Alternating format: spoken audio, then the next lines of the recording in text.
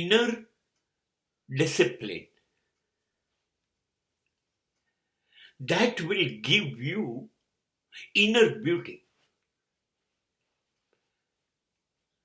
You will follow your inner voice, which is a voice of your soul,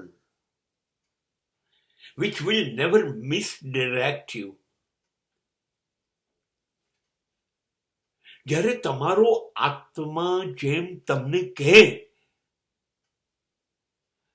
અંદરથી આવતો અવાજ, એ આત્માનો અવાજ છે.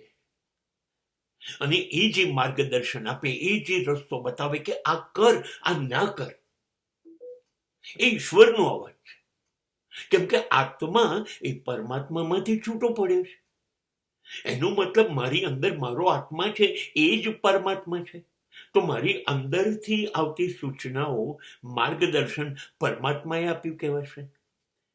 હવે એ જે અવાજ મને કહેશે, બસ હું એને અનુસરીશ, હું એમ જ જીવીશ, એનાથી વિરુદ્ધ નહીં જવું. અને આત્મનું શાસન કહેવાય. મારી પર મારા આત્માનું રાજ છે. અને મારો આત્મા મને કહેશે, સત્ય પકડ, ન્યાય, નીતિ,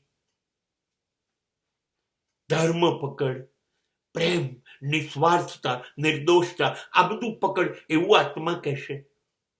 હવે જો આત્માએ કહ્યું અને હું આ બધું પકડી લઈશ, તો હું કેટલો બધો સૌંદર્યવાન થઈ જઈશ. That will be my inner beauty. That will be a beauty of my સોલ.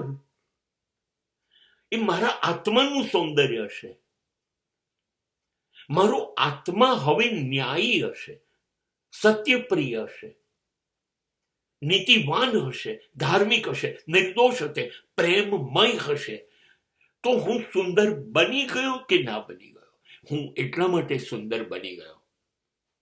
હું અંદરથી એટલે નિરખ્યો, પોતાની જાતને જોયું, નિખારી, અને મેં આત્માને પરમાત્મા બનાવી.